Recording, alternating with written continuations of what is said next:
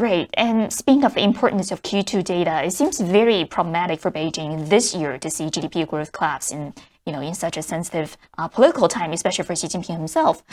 Will stimulus measures be able to propel a rebound in the second half of the year? If not, what will be the ultimate headline number of GDP growth be this year? Yeah, one of the great myths I think right now in the market, and it has been around since last year, is that there is about to be big bang stimulus in China, and this myth has taken different forms. The current one being that we're going to get big amounts of monetary stimulus in China, and that we're also going to see fiscal stimulus in China. On the first point, there's absolutely no sign whatsoever of monetary stimulus in the country right now.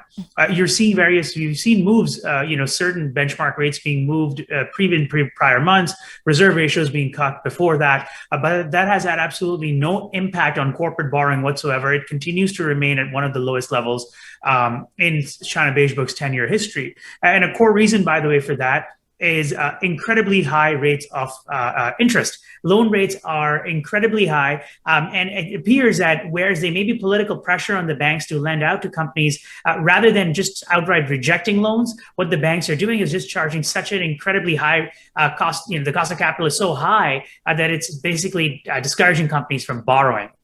As far as fiscal stimulus is concerned, once again, we track it through our transportation construction subsector, and we don't see any evidence as yet of there having been much of an impact on the fiscal stimulus side. Again, that is very much tied into the lockdowns. Now, this could change if you were to see lockdowns being lifted and that and not be reimposed, rather, I should say, for the coming weeks and months. Then you may see some amounts of fiscal stimulus, some amounts of infrastructure development take place.